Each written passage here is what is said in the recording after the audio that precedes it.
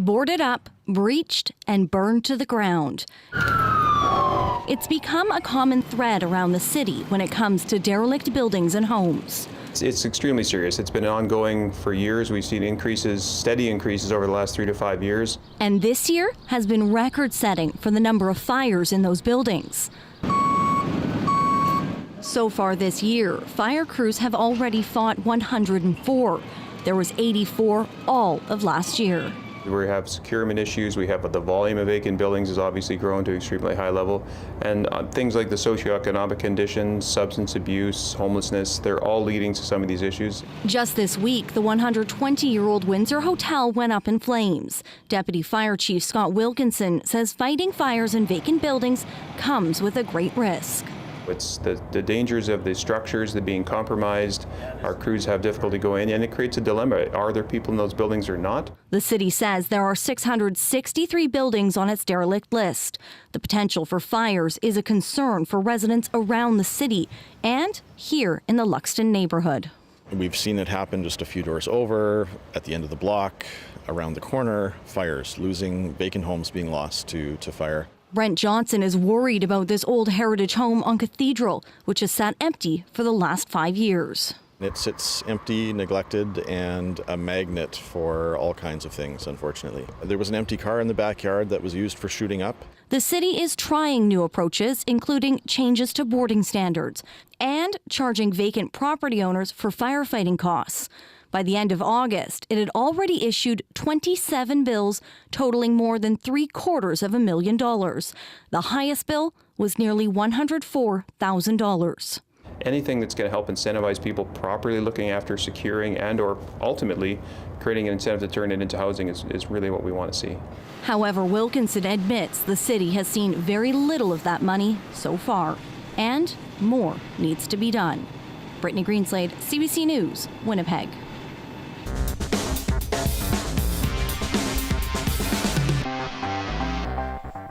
Some Winnipeg City Councillors want to end a flexible work program for city staff. A new report says more than 1,500 city employees are working remotely at least some of the time. That's about 15% of the workforce. The vast majority of staff say they're happy with the program and they don't feel it hurts productivity. They also believe having flexible hours attracts staff. But Charleswood Councillor Evan Duncan is not convinced. I haven't seen anything there in regards to collaboration, and the main point I didn't see in there is how we're serving the public. Last time I checked, working for the government with a pension, benefits, and security is a big decision on why people come to work for the public. Duncan and Transcona Councillor Russ Wyatt have a motion calling for the city to scrap the program. That motion will be debated next week. Winnipeg homicide detectives are investigating after a man was found dead in a Fort Rouge apartment Wednesday night. Officers were called to the 600 block of Mulvey Avenue, where they found 46-year-old Damien Wayne Scrumetta with a gunshot wound. So far, no arrests have been made. Investigators ask anyone who may have surveillance video or information about the victim to call them or Crime Stoppers. The unplanned outage that affected Manitoba government websites yesterday was caused by a cyber attack. Provincial websites went offline yesterday morning and were inaccessible for most of the day. At the time, a provincial spokesperson said the interruption was related to network and server infrastructure. Government websites were down in several other jurisdictions as well, including Saskatchewan, the Yukon, Prince Edward Island as well. The province says additional security measures have since been added and external experts have been brought in to review the province's safeguards.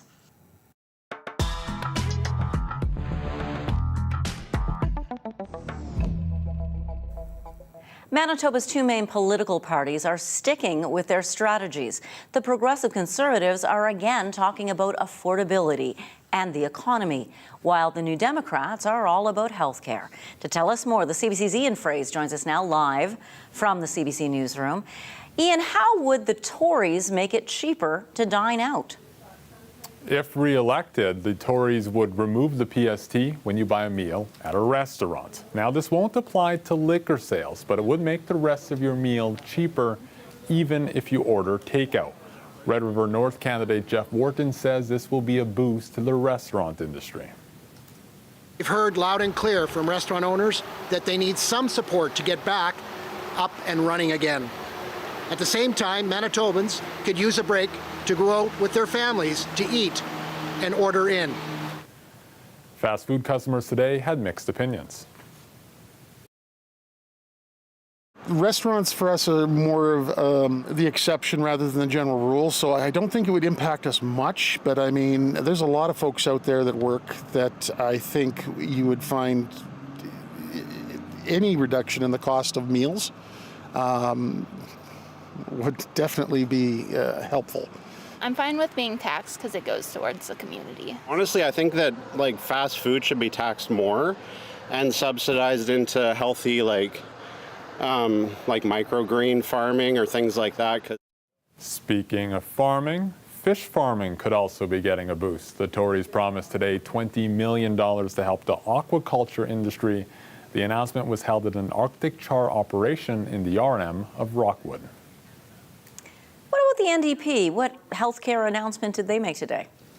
Yeah, the NDP says there's hundreds of healthcare workers in Manitoba who want to work but can't. Leader Wab Kinew says his government would remove these roadblocks. This would include the creation of a newcomer navigation office, waiving the permanent resident requirement for language courses, and work with the colleges to register more healthcare professionals.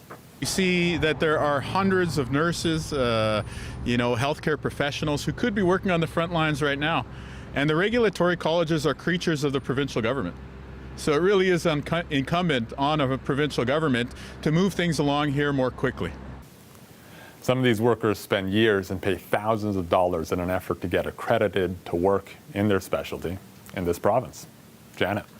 Thank you so much. CBC's Ian Fraser reporting live tonight from the newsroom. Well, the race to become Manitoba's next premier seems to be heating up, with either PC leader Heather Stephenson or NDP leader Wab Kinew expected to come out on top. But there are challenges to becoming the province's first elected female premier or its first First Nations premier. The CBC's Caitlin Gowrick explains. And I want our province to be the very best that we all know we can be. So this October 3rd, let's make life better together. One of these people could make history, becoming the first woman or First Nations person elected as Manitoba's premier.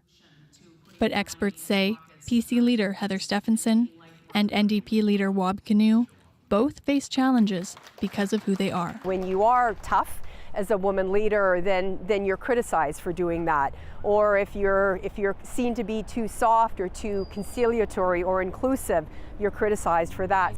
Politics professor Kelly Saunders says that could be why we've seen videos like this one, a response to recent strikes. I'd like to say yes to everything, but sometimes the answer just has to be no. She's trying to show that, I'm drawing the line on this, like I'm tough on these issues. Stephenson says battling sexism isn't something on her mind. Look, there's lots of challenges that we face on the campaign trail every day, but we keep getting up, putting one foot in front of the other, and it's fine. Experts say Wab Kinew is facing more personal attacks because of his race, including ads like this one. They feature the person running against him in Fort Rouge, but they're right across Winnipeg. They're looking to try to equate him with sort of the common racist stereotype about Indigenous people. Kinew has repeatedly addressed his criminal past, saying it's one of the reasons he got into politics. Indigenous Studies professor Jacqueline Romano says despite that, it's still something he can't escape. He has to make an extra effort, I think, to sort of prove that he is, is a good Indigenous person. The PC party says the only people talking about racism is the NDP. But Kinew says he's not focused on his race this election. My goal is not to be the First Nations Premier of Manitoba. My goal is to be the best Premier of Manitoba. Politics professor Joannie Bouchard says these kinds of stereotypes can affect how voters view politicians, even if they know they aren't true. will think about these stereotypes, because these are often, sadly, the first thing that come to mind. But no matter who becomes premier on October 3rd, experts say electing the first woman or the first First Nations person will be a win for Manitoba. Caitlin Gowerluck, CBC News, Winnipeg.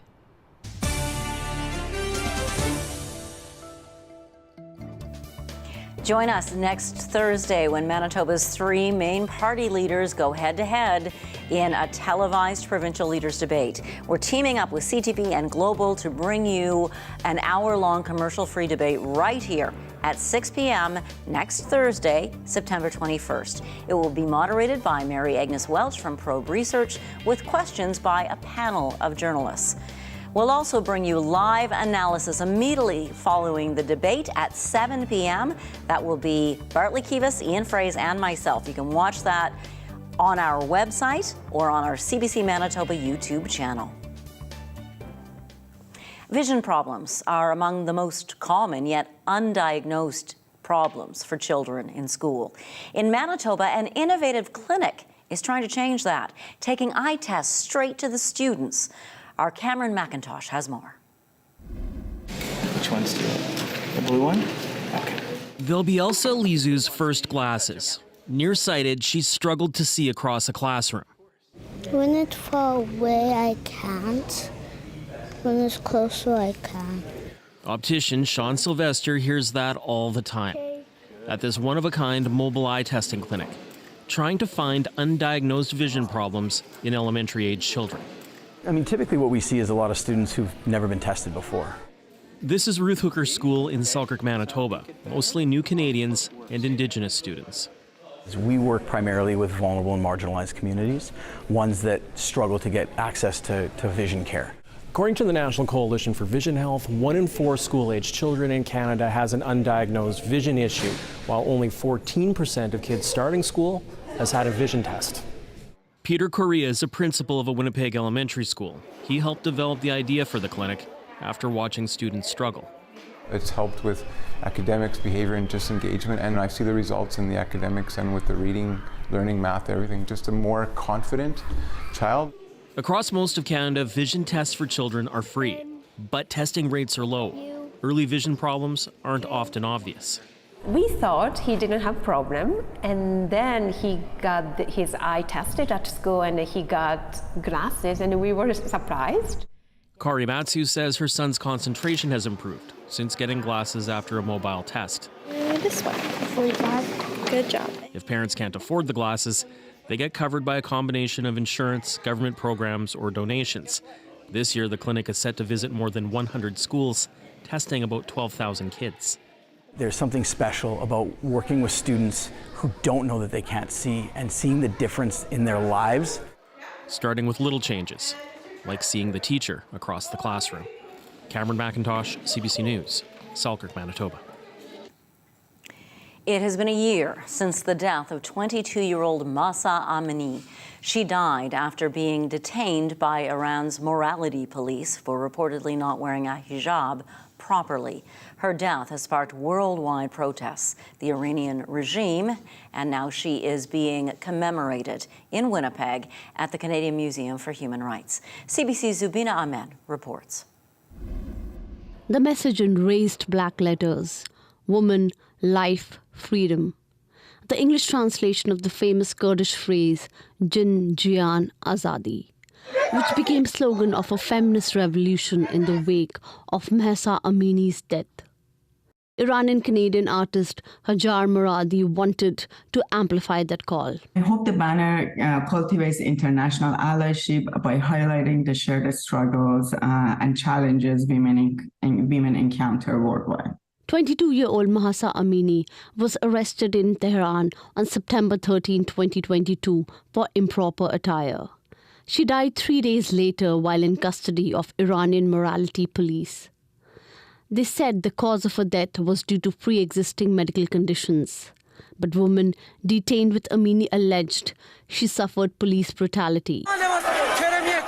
But that sparked widespread protests against the nation's persecution of women. These slogan letters, Woman, Life and Freedom, are made from braided fabric strings in the form of woman hair strands, the cutting of which became a global act of solidarity and protest after Amini's death last year. 100 messages of solidarity and support in different languages surround the slogan. My hope is that the banner's main message and purpose is to raise awareness about the ongoing struggles Iranian, Kurdish, and Afghan women face in their tireless pursuit of rights and freedom. Muradi grew up in Iran. She says she learned from an early age that her rights are not same as that of men. And her work stands in solidarity with the people protesting against a brutal regime. I think as an Iranian Canadian here, our job is to amplify what's happening in Iran and to support in whatever we can. For example, we can spread the words about the internet situation and restriction in Iran and about the suppressing people, about the criminal crimes that the Iranian government is doing. Woman, Life, Freedom will be open to the public starting Saturday. It will remain on display until March. Zabina Ahmed, CBC News, Winnipeg. A basketball court in Winnipeg's St. John's Park is getting a makeover. Our CBC Indigenous unit brings you the story.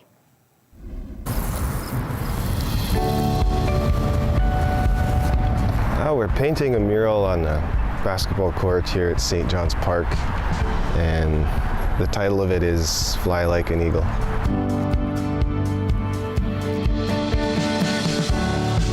They wanted to do this for the youth and throughout Canada, so this is one of many that they've done already, and they had a submission call and I submitted for this park and I got it. So it's been awesome to be chosen. It's an honor to be around this neighborhood. I would love to have had this happen when I was younger. I think it's important for Indigenous people and all people to, see inclusive spaces like this, because it really does just create a place for people to be proud, a place for people to, ultimately play basketball, but truly have, a place that reflects their culture and something that they can, look at and play on, be proud, and really feel like they played a role in the artwork and what was completed here. We all deserve something cool like this, something to commemorate who we are and where we come from, who our city is. People seeing projects like this in Winnipeg or Saskatchewan or Toronto, are just inspired to dream and inspired to play more. As a part of that as an artist and to provide a vision that will allow that growth, it's good to be around. It's healing in many other ways. Aren't they beautiful, those drone shots? Wow. The official unveiling will be held tomorrow from 11 to 4 at the park, St. John's Park. There will be free youth programming there, lunch and prizes.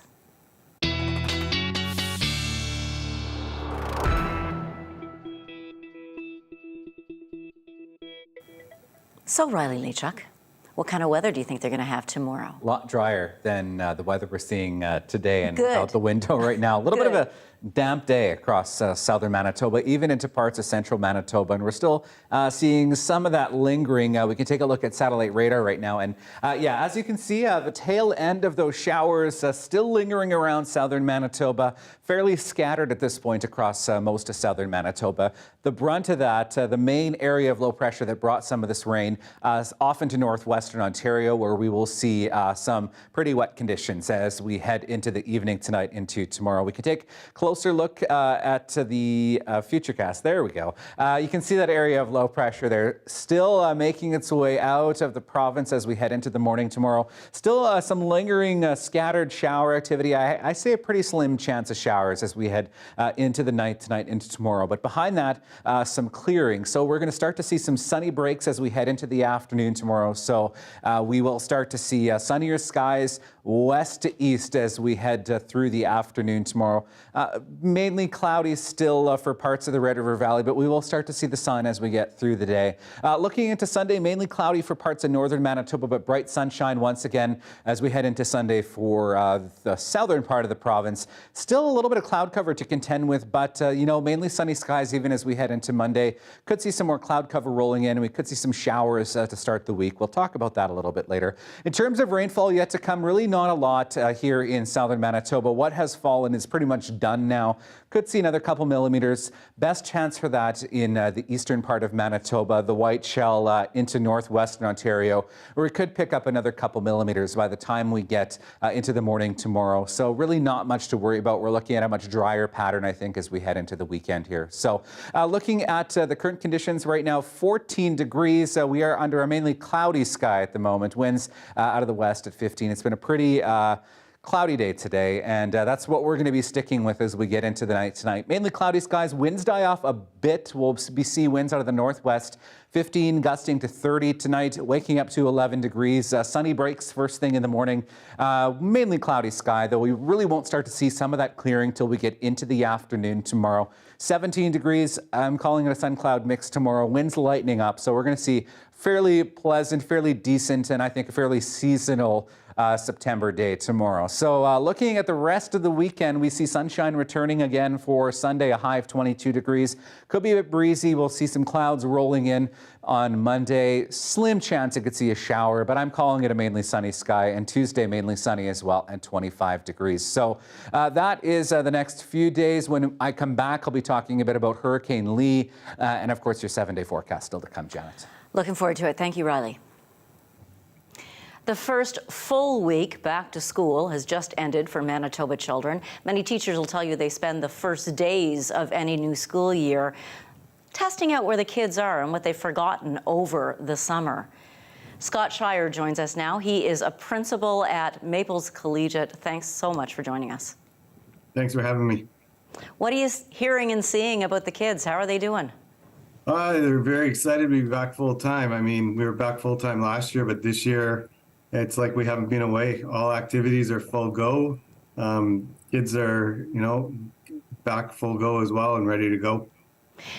The pandemic really did have an impact on kids in many, many ways. Do you see any of those impacts lingering? Definitely. We see, some of the kids that didn't have all the supports that some did. The kids that were in high school and the pandemic hit, we're seeing them recover a little quicker because they know what high school is about. I think the students that are just coming into high school are the ones we're the most concerned about.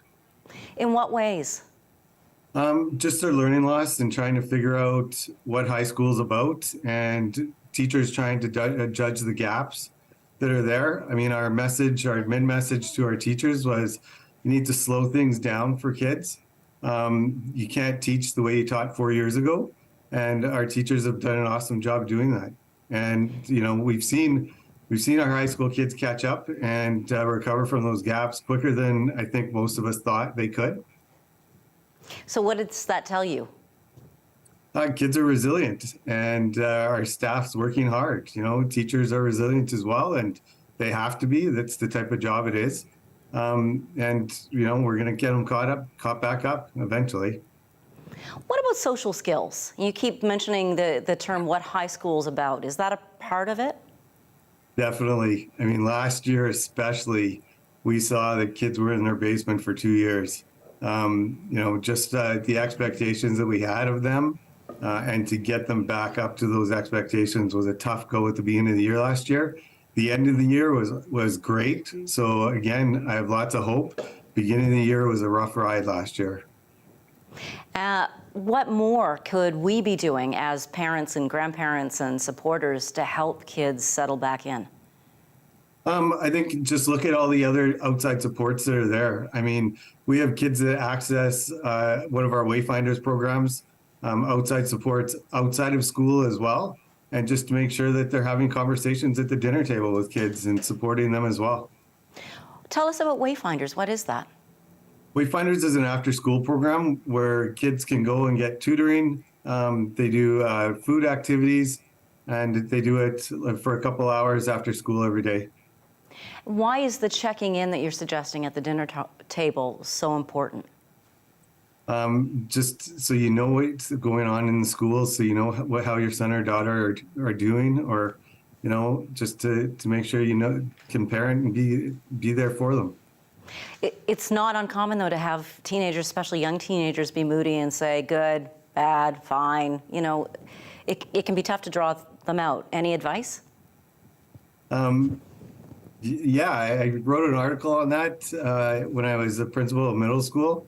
It's what did you do in school today, and it's actually diving into that. I had teenagers as well that would just tell me everything was good, and I'm like, what's so good about it? Make them explain that. Okay, so the deeper dive.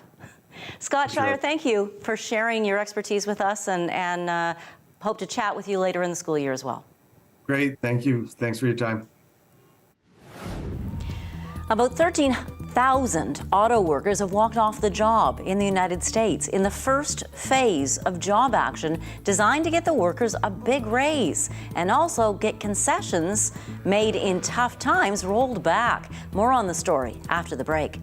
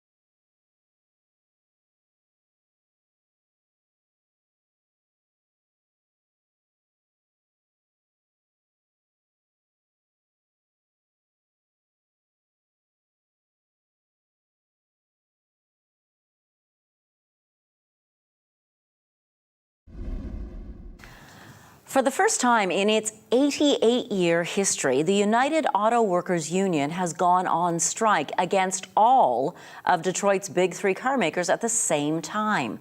About 13,000 workers at 3 factories walked out just before midnight, targeting Ford, General Motors, and Stellantis, which owns Chrysler.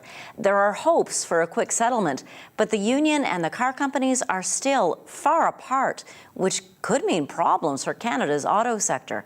CBC's Philip Lee Shannock reports. As the clock struck midnight, a walkout at the Stellantis Jeep plant in Toledo, Ohio.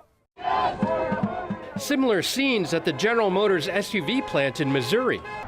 And this Ford factory near Detroit. Workers from 3 major automakers all on strike at the same time. Because, I mean, nowadays, your check doesn't go very far.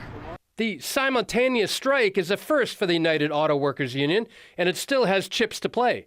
So far, only 13,000 of roughly 146,000 employees have walked out, but that could change. And if we need to go all out, we will. The two sides are far apart on nearly every issue, including union demands for wage increase of about 40% over 4 years and a 4-day work week.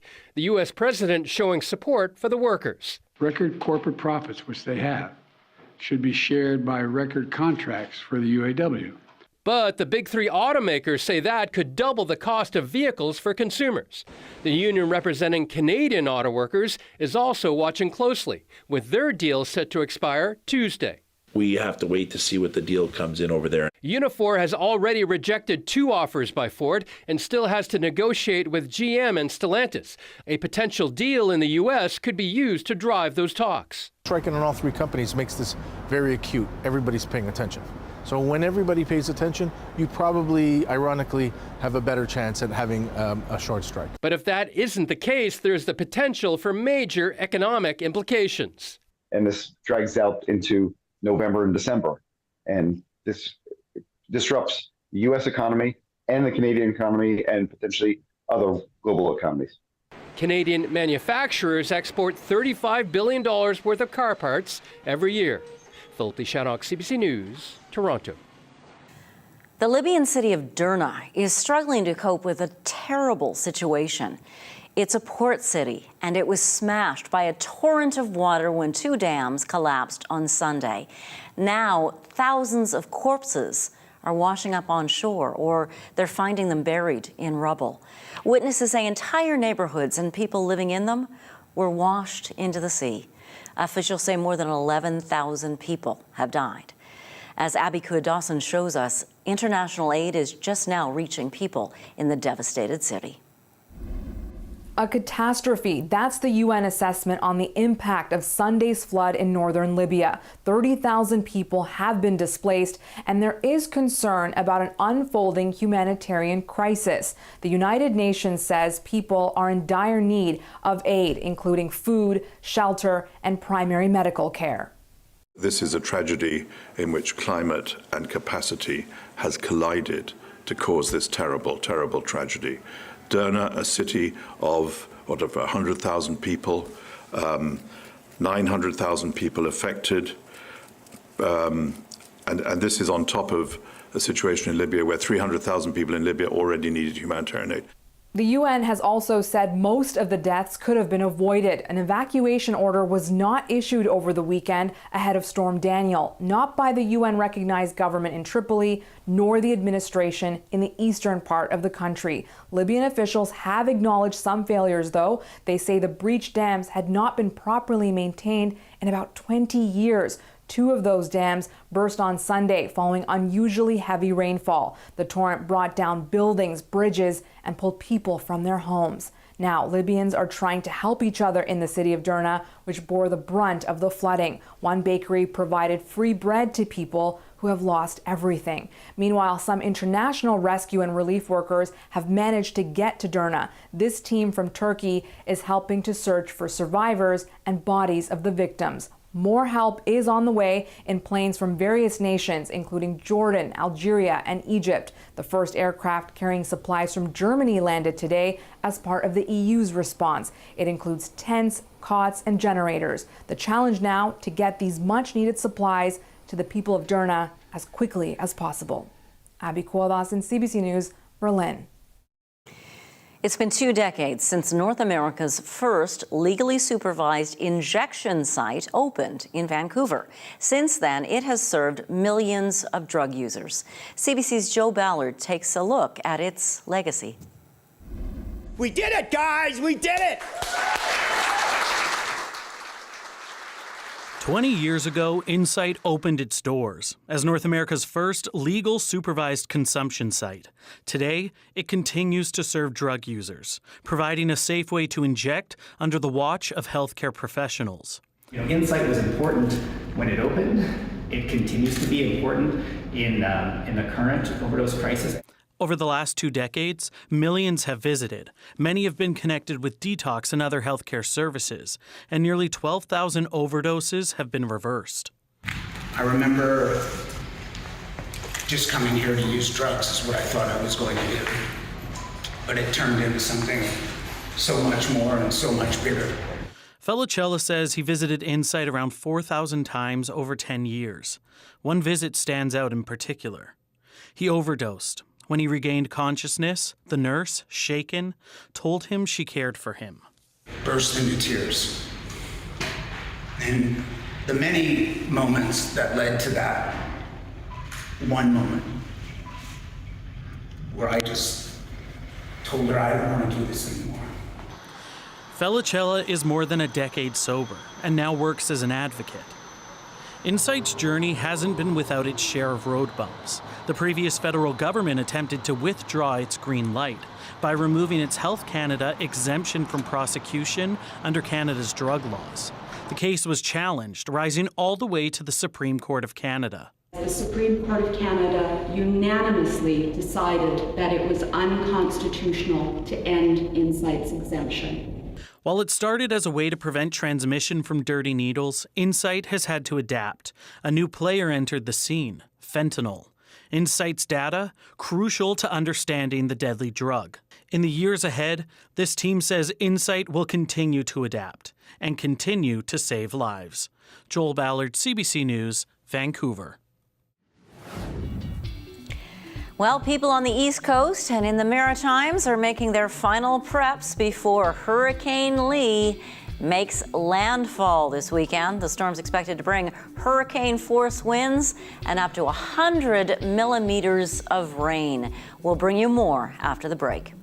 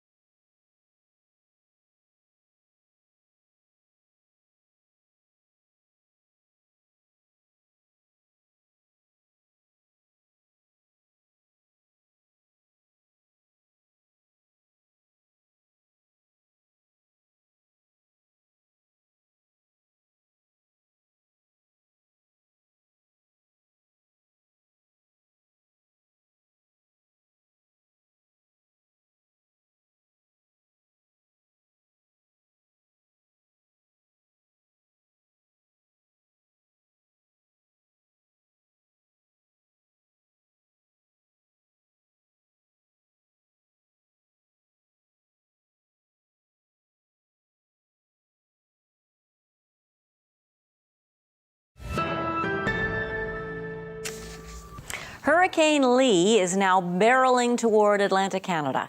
Much of Nova Scotia and parts of New Brunswick are under storm warnings. Lee is expected to make landfall as a massive tropical storm tomorrow near southwestern Nova Scotia. CBC's Selena Alders has the latest from what could be one of the hardest hit areas. It's the calm before the storm here in Yarmouth as people in town are bracing for Lee. Fishermen are bringing in their boats, tying them up with extra lines to make sure they can withstand the strong wind and storm surge. On their boats and other people's boats and do our due diligence, and if we see any problems, we'll do what we can while we're there and try to get a hold of the boat owner and go from there. I guess just do as much as we can to prepare and deal with whatever happens along the way. Oh well, they're all in the same fishing business. I mean, if there's somebody needs help, normally there's no problem here. There's somebody will jump on the boat and either move it or help them tie it up, or if there's somebody in trouble, they'll help them out. That's not a problem around here.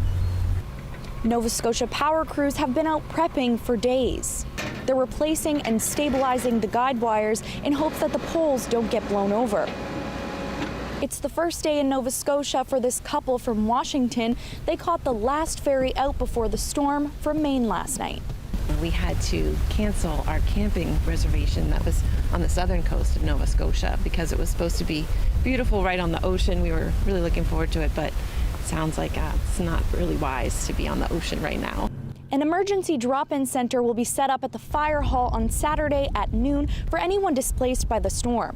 It's one of a number of centers and shelters preparing, including Shift House. This isn't for people who have a home and they're just looking, maybe they're uncomfortable and they want to go to a shelter. This isn't for them. This is for people who are already homeless, who wouldn't want to be out in this storm. Residents from all over the town are also bracing for the storm. I think we've all suffered enough in Nova Scotia this year, so with the weather and the fires and floods, and that just don't seem like it ever ends, right? Prepare for it. So it's coming. It's nothing us Nova Scotians can't handle anyway. The province's emergency management office is recommending that everyone have their emergency kits ready with enough food and water for at least 72 hours. They're telling people in southwest Nova Scotia to stay away from the shorelines to avoid possible dangerous storm surge. Selena Alders, CBC News, Yarmouth.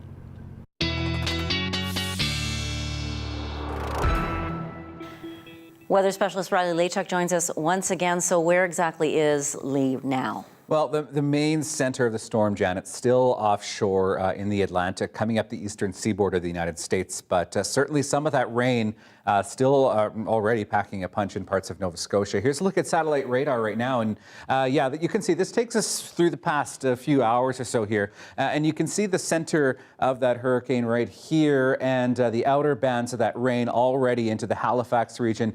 Yarmouth, Shelburne County already feeling the effects of this as well. So here is a look at the National Hurricane Center track of that. Still a Category 1, sustained winds at 130 kilometers an hour as we get into the day on Saturday. Still a Category 1, making landfall by early afternoon tomorrow at about 110 kilometer an hour sustained winds. Could see gusts 120 or more through the afternoon tomorrow. And of course, a lot of rain, upwards of 100 millimeters or more forecast for parts of Nova Scotia into New Brunswick, where it turns into just a really big low pressure system by the time we get into Sunday. So that takes us out into early Monday morning when it crosses through Newfoundland and Labrador. Looking at this on Futurecast, and you can see just these bright colors here, the reds, the oranges, the yellows, very heavy rain and very strong winds as we get into the day on Saturday through into Sunday, even seeing some very strong winds and very heavy rain still into parts of Nova Scotia. So that's a look at the situation there. Here at home, 14 degrees in Winnipeg right now, 15 downtown, 16 in Morris. Really didn't do much better than about 17 degrees across southern Manitoba today. It was one of those damp and cooler fall days. 17 in Brandon right now, 14s in both Dauphin and Swan River. Northern Manitoba, Norway House, Island Lake still contending with some of those showers today. 15 degrees, 14 in Island Lake right now, actually 9 in Thompson, 14 in Flin Flon. Looking at tonight's forecast, you can see that low pressure system there will still bring some showers to northwestern Ontario. Temperatures around 10 degrees. That tapers off as we get into the evening tonight. Showers through Pinawa and Sprague taper off this evening as well. Lows of 10, 11 in the city of Winnipeg and into the Interlake as well. Single digits, 6 in Brandon, 9 in Dauphin. Partly cloudy skies. We'll start to see some clearing as we get through the day tomorrow. And into northern Manitoba, single digits as well tonight. Still a lingering chance we could see a sprinkle or two through Island Lake and Norway House through the day tomorrow. In the north tomorrow, temperatures in the teens, 13 for Thompson, 14 for Norway House tomorrow, 19 in Flin Flon and the Pas, 21 in Swan River, right around 20 degrees for most of southwestern Manitoba. We'll start to see some clearing west to east as we get through the day tomorrow. That'll be the case here for the Red River Valley as well. 17 degrees in Winnipeg and into northwestern Ontario. Mainly cloudy. We'll start to see some clearing later in the day as well. Temperatures, Janet, around 16, 17 degrees. Thanks very much, Riley. No problem. Hockey history is about to be made as the first ever draft of the Professional Women's Hockey League approaches. Coverage starts Monday at noon. I talked to the host of CBC's coverage, Andy Petrillo, after the break.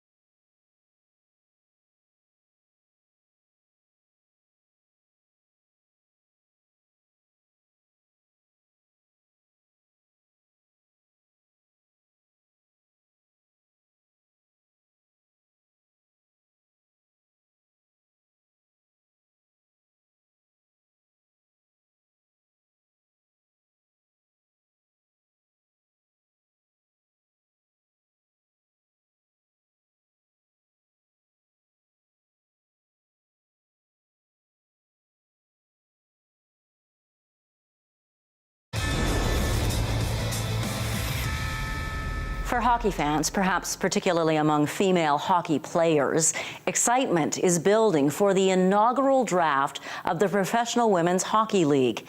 Today, the league posted this photo on X, which used to be called Twitter, revealing who will be the head coaches for its 6 teams. 300 of the best female hockey players in the world will be drafted by these 6 teams on Monday. CBC Sports will bring you live coverage of the draft on cbcsports.ca and the CBC Sports app, as well as CBC Gem starting at noon our time on Monday. Andy Petrillo will lead that coverage, and she joins us now from Toronto. Thank you so much for taking the time to talk to us, Andy. Thanks for having me. Anytime to talk women's sports, I am game.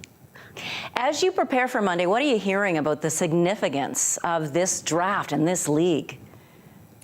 It's massive. You know, obviously for the current players, being able to have an actual professional draft, being able to have this professional setup, and also for the first time ever in any women's league, they have a ratified CBA before the league actually begins. It was 2 years in before the WNBA had theirs. It was 10 years before the NWSL ended up having a CBA. So it's huge as far as the current players go.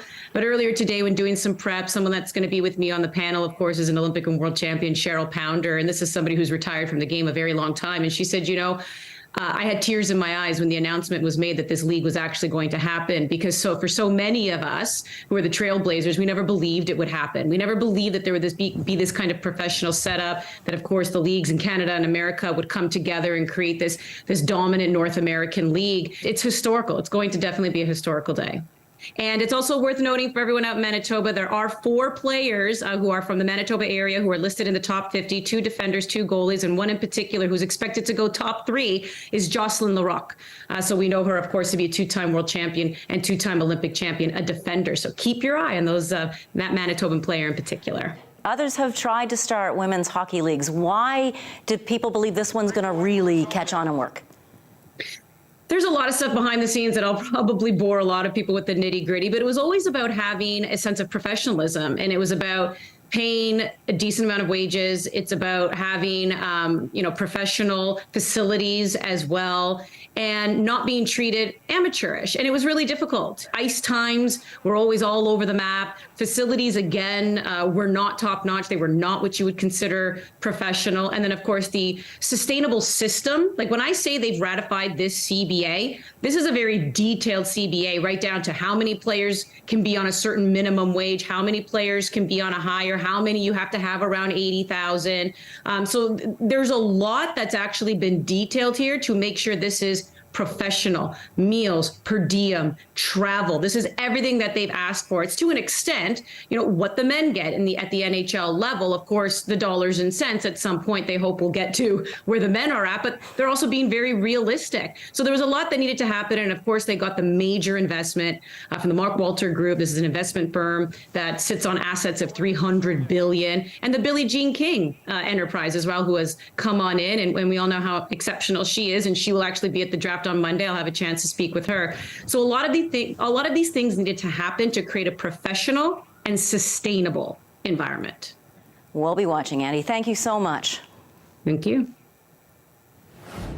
So that is Monday at noon. Before that, don't forget, this weekend is giveaway weekend in Winnipeg. You can place unwanted household items at the curb so they can find a new home with someone who needs them. Just remember to mark them free. Anything left by Sunday evening has to be taken back inside. Don't leave stuff at the curb. We'll be right back with your 7-day forecast.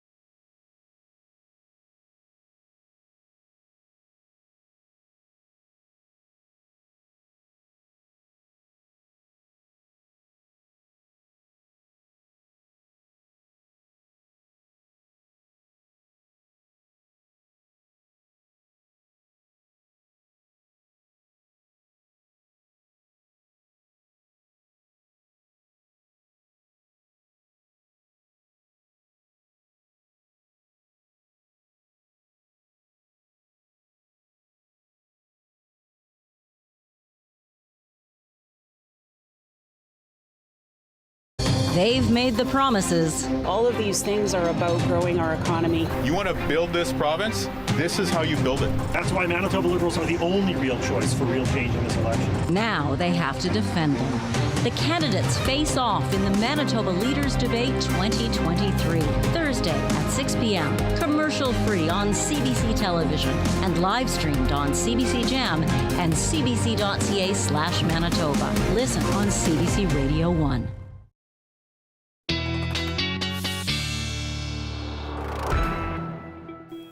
After we get through the showers that we've seen today, we're looking at a fairly stable weekend weather-wise. So 17 degrees for Saturday, 22 on the way for Sunday. Then we're above seasonal as we get into next week. Tuesday, looking at a sunny high of 25 degrees. Wednesday, we're looking at another chance of showers, a high of 21, and more showers on the horizon for next Friday and a high of 20.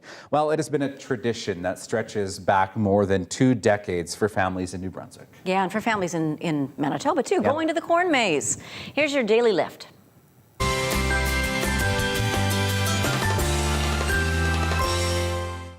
Okay, but our mazes need to check this out.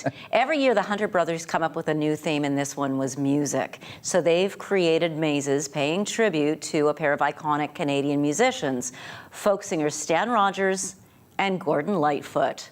Amazing. They're, amazing. Get it? Their image is immortalized in a cornfield. Stan and Gordon. Wow. It's amazing what they can do. Like, it really, I'm playing on that maze word again, but it really is cool. GPS makes a big difference. Absolutely. Absolutely. And they're fun. I really love going It's a good fall tradition. It is. Good. Thank you for being with us. We'll see you on Monday.